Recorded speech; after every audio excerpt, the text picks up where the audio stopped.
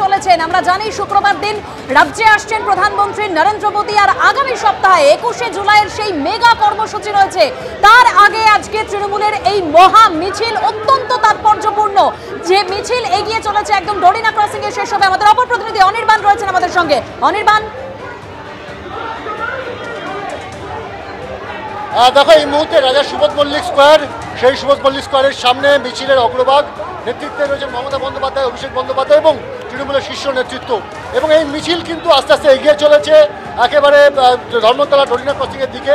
সেখানেই কিন্তু অভিষেক বন্দ্যোপাধ্যায়, মমতা বন্দ্যোপাধ্যায় তারা বক্তব্য রাখবেন। গত কয়েক মাস ধরেই কিন্তু বারে বারে তৃণমূলের তরফে রাজনৈতিকভাবে এই বাংলা বা বাঙালি বিদ্বেষী যে আচরণ দেশের বিভিন্ন রাজ্যে হচ্ছে তা নিয়ে কিন্তু সরব হয়েছে তৃণমূল কংগ্রেস।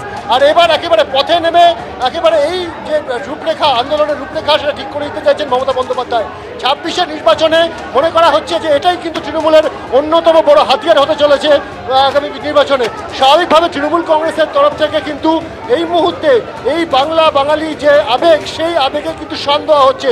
এবং তোমার যদি মনে থাকে তাহলে 2021 সাল থেকেই বাংলা নিজের মেয়েকে চায়, অর্থাৎ তৃণমূল কংগ্রেস কিন্তু বারে বারেই বাংলা বা বাঙালির এই আবেগ, সেই আবেগকেই কিন্তু হাতিয়ার করেছে রাজনৈতিক কর্মসূচিতে। এবং এই মুহূর্তে পার্শ্ববর্তী রাজ্য থেকে শুরু করে কখনো মধ্যপ্রদেশ, কখনো আসাম, বিভিন্ন রাজ্যে যেভাবে বাঙালি শ্রমিক থেকে শুরু করে সেখানে পরিযায়ী শ্রমিক তাদেরকে যেভাবে বাংলাদেশি তকমা দিয়ে দেওয়া হচ্ছে, এবং একই রকমভাবে যেভাবে সেখানকার মুখ্যমন্ত্রীরা বিভিন্ন মন্তব্য করছেন যা নিয়ে কিন্তু বিতর্ক তৈরি হচ্ছে, সেই সমস্ত কিছুকে হাতিয়ার করে কিন্তু এই মুহূর্তে তৃণমূল নেত্রী মমতা বন্দ্যোপাধ্যায় তিনি রাস্তায় নেমেছেন, রাজপথে নেমেছেন। অর্থাৎ বাঙালির মধ্যে কিন্তু একেবারে এই বাঙালির বিদ্বেষী যে আবেগ, সেই আবেগকে তিনি কাজে লাগাতে চাইছেন। মমতা বন্দ্যোপাধ্যায় এবং অভিষেক বন্দ্যোপাধ্যায় আজকে কিন্তু এই মুহূর্তে তাদের যে মিছিল, সেই মিছিল দাঁড়িয়ে রয়েছে রাজা সুবোধ মল্লিক স্কোয়ারের সামনে। যাওয়ার রাস্তা এসএন ব্যানার্জি রোড, কিন্তু যেটা জানা যাচ্ছে যে লেলিন সরণি হয়ে এই মিছিল যেতে পারে। ইতিমধ্যে কিন্তু সিকিউরিটি ডাইভারশন শুরু হয়েছে। যাওয়ার কথা ছিল এসএন ব্যানার্জি রোড দিয়ে, মিছিল যাবে কিন্তু লেলিন সরণি হয়ে, এমনটাই কিন্তু প্রাথমিকভাবে মনে করা হচ্ছে। এবং সেই কারণেই ট্রাফিক ডাইভারশনের জন্য সিকিউরিটি অ্যারেঞ্জমেন্ট শুরু হয়েছে। মুখ্যমন্ত্রী মমতা বন্দ্যোপাধ্যায় এবং অভিষেক বন্দ্যোপাধ্যায়ের নেতৃত্বে এই মিছিল। তুমি আমাদের সঙ্গে থাকো, লেনিন সরণি দিয়ে হয়তো মিছিল এগোতে পারে। এবং এই মুহূর্তে কেন মুখ্যমন্ত্রী মমতা বন্দ্যোপাধ্যায় এবং অভিষেক বন্দ্যোপাধ্যায় রয়েছেন, মিছিল ঠিক কোথায় রয়েছে আশাবুল জানাও, কেন দাঁড়িয়ে গেলেন মমতা বন্দ্যোপাধ্যায়?